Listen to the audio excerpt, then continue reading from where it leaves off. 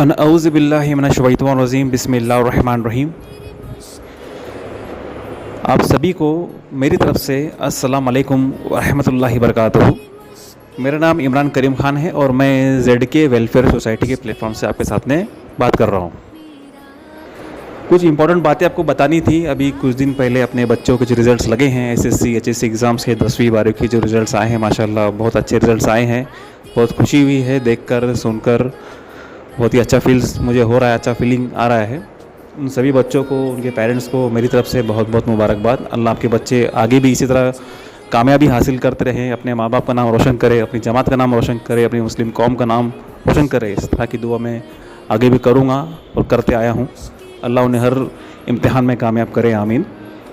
कुछ बातें आपको बोलनी थी, इसलिए अभी आपके सामने मैं आया हूँ। कुछ मैसेजेस थे जो कि आपको बताना मुझे लगा कि बहुत इम्पोर्टेंट है, तो वो मैं बोलना चाहता हूँ। देखो, मैं बच्चों के जो पेरेंट्स हैं, 10वीं 12वीं के जो बच्चे हैं, उनके जो पेरेंट्स हैं, उनको कुछ मैं बोलना चाहता हूँ और स्टूडेंट को भी कुछ बोलना चाहता हूँ कि अपने जो बच्चों के जो मार्क्स आए हैं ना, वो एक दूसरे से बिल्कुल कंपेयर ना करें आप। क्योंकि क्या होता है, उनका कॉन्फिडेंस लो होता है और वो बिल्कुल भी ठीक नहीं लगता है कि एक बच्चे को कम मार्क्स आए हैं, दूसरे बच्चों को ज़्यादा मार्क्स आए, आप कंपैरिजन करते हो। तो ये बहुत गलत हैबिट है, मैं सुनता हूँ। तो मैंने सोचा कि आपको एक बार बताऊँ कि ये बहुत ही गलत हैबिट है। आप बिल्कुल भी अपने बच्चों के मार्क्स एक दूसरे से कंपेयर ना करें। पेरेंट्स स्टूडेंट प्रॉपर गाइडेंस ले, किसी के पास जाए या कुछ नॉलेज नहीं है, आगे किस तरह की पढ़ाई करनी है, कुछ समझ में नहीं आ रहा है तो हमसे कांटेक्ट करें। वहाँ के जो अपने एरिया के जो पढ़े लिखे लोग हैं, जमात के जो लोग हैं, जो कुछ पढ़े लिखे हैं, डॉक्टर्स हैं, इंजीनियर्स हैं, ग्रेजुएट है, जिनको बहुत कुछ आइडिया है पढ़ाई के बारे में, किस तरह से आगे जाना है, उनसे कांटेक्ट करें, उनसे रब्ता करें, उनसे गाइडेंस लें, उनसे काउंसलिंग लें। टाइम वेस्ट ना करें, क्योंकि कैसा है, टाइम बहुत इंपॉर्टेंट होता है। उसको आप वेस्ट कर दोगे तो उसका बहुत ठीक रिजल्ट्स आपको बाद में नहीं मिलते। जब बच्चों को जो अपना फेवरेट सब्जेक्ट होता है, इंटरेस्ट सब्जेक्ट जिसमें वो इंटरेस्टेड हैं, उसी में अगर वो अपना करियर बनाएंगे तो बहुत अच्छा है। बच्चों के लिए मैं एक मैसेज देना चाहता हूँ कि आपका जो फेवरेट सब्जेक्ट है उसी के अंदर आप अपना करियर बनाएं, तो फिर आपको आगे भी उस चीज़ के अंदर आपको काम करना है तो बहुत इंटरेस्ट से आप काम करोगे। आप जो काम करोगे आप उसको काम नहीं समझोगे। अगर आप कोई आपका फेवरेट सब्जेक्ट आप चुनते हो और उसको अपना करियर बनाते हो, तो आपका जो आने वाला जो करियर रहेगा ना, जो आप काम करोगे, उस काम को आप काम नहीं समझोगे, आप उसको थकोगे भी नहीं। ये मेरा खुद का एक्सपीरियंस है। आप उस जो काम करोगे उसमें बिल्कुल भी नहीं थकोगे, आप 24 घंटे उस काम में लगे रहोगे, क्योंकि आपका इंटरेस्ट उस चीज़ में है, तो उसके बहुत अच्छे रिजल्ट्स आपको मिलेंगे। तो बोलना वही है, मेरा बोलने का मतलब वही है, आपके जो फेवरेट सब्जेक्ट हैं उसी के अंदर आप अपना करियर बनाएं। ये मेरी जो बातें बोल रहा हूँ ना, ये प्रैक्टिकल एक्सपीरियंस है मेरा, तो आपको बोल रहा हूँ मैं। तो इस चीज़ को आप सीरियसली लो, कुछ समझो। और कुछ एक बात बोलनी थी कि अभी 11वीं 12वीं साल अपने आज बच्चों का जो होता है बहुत इंपॉर्टेंट होता है। इसमें बिल्कुल भी टाइम वेस्ट ना करें, अच्छे से मैनेजमेंट लें। जहाँ पर भी आप एडमिशन ले रहे हो 11वीं 12वीं में, वहाँ के शेड्यूल के हिसाब से अपने पढ़ाई का शेड्यूल बनाएं। टाइम मैनेजमेंट बहुत इंपॉर्टेंट होता है। मॉर्निंग से लेकर इवनिंग तक, नाइट में कैसे पढ़ाई करनी है, ये पूरा शेड्यूल के हिसाब से काम करें।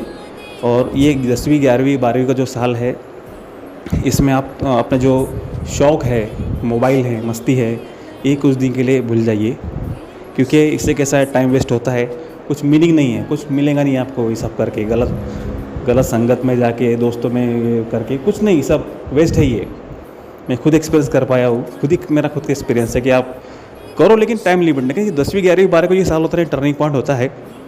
तो ये जो साल है, इसके अंदर आप मोबाइल, मस्ती, फ्रेंड्स रखो आप, लेकिन फ्रेंड्स अच्छे फ्रेंड्स जो कि अपने करियर को लेके सीरियस है, ऐसे फ्रेंड्स आपको रखना चाहिए। समझ में आ रहा है ना?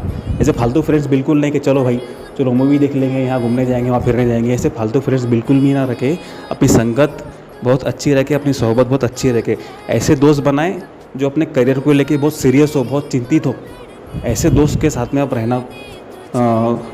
रहने की कोशिश करें। और अपने क्लासेस के जो टॉपर बच्चे होते हैं उनके साथ में रहना पसंद करें, क्योंकि उनका बहुत शेड्यूल बहुत अच्छा होता है। मेरा खुद का एक्सपीरियंस है, उनके साथ में रहे। ये जो मैं बता रहा हूँ मेरा खुद का एक्सपीरियंस है, वापस बताता हूँ। जो अपने क्लास के टॉपर बच्चे होते हैं ना, वो किस तरह से काम करते हैं, किस तरह से वो पढ़ाई करते हैं, उनसे सीखो, अपने उनके साथ में संगत में रहो। और जो बच्चे अपने साथ में पढ़ाई करने के लिए सीरियस है, उनके साथ में आपकी फ्रेंडशिप बढ़ाओ। ये बहुत इंपॉर्टेंट चीज़ है दोस्तों। पेरेंट्स को भी बोलता हूँ कि अपने बच्चों के ऊपर ध्यान दीजिए, सब जो जो कर रहे हैं स्कूल में, किससे मिल रहे जा रहे हैं, किस तरह के फ्रेंड्स हैं, ये आपका फॉलोअप लेना भी आपको बहुत ज़रूरी है। पेरेंट्स की बात कर रहा हूँ मैं। जहाँ पर भी आप स्टूडेंट में एडमिशन लिए हो, जो भी कॉलेज में एडमिशन लिए, वहाँ पे अच्छे से अच्छा रिजल्ट देने की कोशिश करें तो आगे भी आपको कोई मुश्किल नहीं आएंगी। और देखिए, अभी कुछ पेरेंट्स का ऐसा होता है कि हायर एजुकेशन हासिल करना, इसके लिए पेरेंट्स का बोलना ऐसा है कि हायर एजुकेशन हम दे नहीं सकते हमारे बच्चों को, क्योंकि बहुत महंगा हो गया है, बहुत ये इस बात को मैं नहीं मानता। क्योंकि देखो, अभी इतनी सारी फैसिलिटीज़ हैं, एजुकेशन लोन आप ले सकते हो, आपको स्कॉलरशिप मिलती है, मुस्लिम वेलफेयर कम्युनिटी के अंदर गवर्नमेंट स्कॉलरशिप देती है। मैंने खुद स्कॉलरशिप से मेरी इंजीनियरिंग पास किया हुआ, अल्हम्दुलिल्लाह मेरे को फुल स्कॉलरशिप मिली है। बस इसके अंदर आपको थोड़ी मेहनत करना पड़ेगी, डॉक्यूमेंट्स आपको रेडी करना पड़ेंगे, इतना आपको करना पड़ेगा, इतना तो आपको टाइम निकालना होगा अपने बच्चों का करियर बनाने के लिए। पेरेंट्स से बात कर रहा हूँ मैं। तो कास्ट सर्टिफिकेट, वैलिडिटी सर्टिफिकेट, जो दो डॉक्यूमेंट होते हैं बहुत इंपॉर्टेंट होते हैं। ये आपको अगर प्रोफेशनल कोर्सेज में जाना है, इंजीनियरिंग में जाना है, मेडिकल में जाना है, तो ये वहाँ पर बहुत इंपॉर्टेंट रखते हैं। इससे आपको फुल मतलब नियर अबाउट 90% स्कॉलरशिप आपको मिल जाती है। इसके लिए आपको करना क्या होगा, बस आपको अपने डॉक्यूमेंट परफेक्ट रखने हैं और थोड़ी मेहनत करनी होगी, बस इतना ही है। लेकिन आपके बच्चों का करियर इससे ज़्यादा इंपॉर्टेंट है, तो आप इसके लिए भी टाइम निकालिए। ये बातें हैं। और देखिए, और एक बात मैं बोलना चाहता हूँ, अभी कोई लोग ऐसे होते हैं जैसे बिजनेसमैन के बच्चे हो गए, बराबर। अब उनके वो क्या बोलते हैं, अरे भाई ये हमारा लड़का तो केले बेच के 2-2 हज़ार रुपये कमा रोज़ की, काय को पढ़ लिख के ग्रेजुएट होके वो 1,000 रुपये रोज़ का कमाएगा। अब फ्रेशर को स्टार्ट में कम सैलरी मिलती है, तो उनकी मेंटेलिटी ऐसी होती है कि हमारा बच्चा केले बेच के 2,000 रुपये रोज़ के कमा रहा। तो ये ऐसी मेंटेलिटी के भी लोग हैं। तो उनको मैं बोलना चाहता हूँ, मेरे भाई, अब तो ऐसा बोल रहा है कि 2,000 रुपये तेरा बच्चा केले बेच रहा और कमा रहा, लेकिन उसका जो करियर है वो पूरा वेस्ट कर दे रहा, पूरा उसका नुकसान इतना हो रहा। क्योंकि एजुकेशन हासिल करना ये सिर्फ पैसों के लिए आप एजुकेशन हासिल कर रहे हो, ऐसी मेंटालिटी मत रखो। एजुकेशन ये आपका पर्सनल लाइफ, प्रोफेशनल लाइफ, ये दोनों को डेवलप करता है। ये जो पढ़ाई का जो डिज़ाइन होता है ना, जो सब्जेक्ट्स आपको रहते हैं प्रोफेशनल कोर्सेज में, ये जो मैथमेटिक्स होता है, कुछ लोग बोलते हैं मैथमेटिक्स का क्या है, कुछ बाद में काम नहीं आ रहा है, ये ऐसा क्या सिलेबस डिज़ाइन करके रखा है मैथमेटिक्स। अब जो बच्चों को मैथमेटिक्स आता नहीं है वो ऐसा बोलते हैं कि भाई मैथमेटिक्स हमको बहुत परेशान करता है, इसका कुछ मीनिंग नहीं है, बाद में इससे कुछ फ़ायदा भी नहीं होने वाला। लेकिन ऐसा बिल्कुल नहीं है मेरे दोस्तों।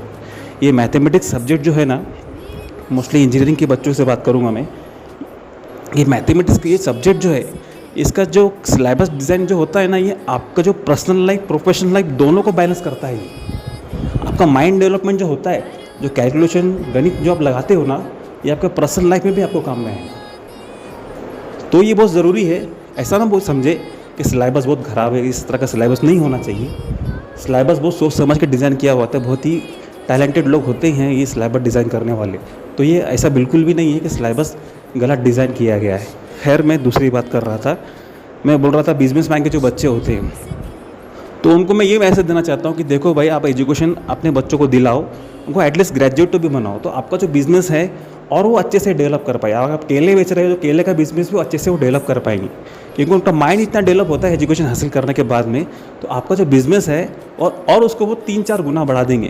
तो उनको मैं ये मैसेज देना चाहता हूँ जो ऐसा बोलते हैं कि भाई ग्रेजुएट बनने के बाद में लगती है नौकरी 1,000 रुपये रोज़ की और हमारा बच्चे केले बेच के 2,000 रुपये कमा रहा। ये ऐसे जो लोग हैं उनको बोल रहा मैं।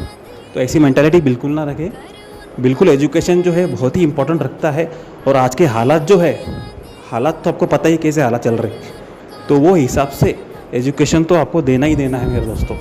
तो ये कुछ बातें मैं कब से सोच रहा था कि आपको बताऊं, लेकिन अल्हम्दुलिल्लाह में अभी टाइम मिला है तो आपको बताया हूँ मैंने। तो ये जो बातों के ऊपर आप गौर और फिक्र करें, ये बातों को सीरियस लें। ये मेरा खुद का प्रैक्टिकल एक्सपीरियंस आपके सामने मैंने ला के रखा हूँ।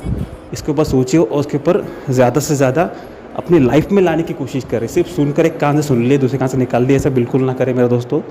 इसको अपनी लाइफ में लाने की कोशिश करें। अल्लाह इस कही गई सुनी गई बातों पर हमें अमल करने की तौफीक अता फरमाए। जज़ाकल्लाह खैर। अल्लाह हाफिज़।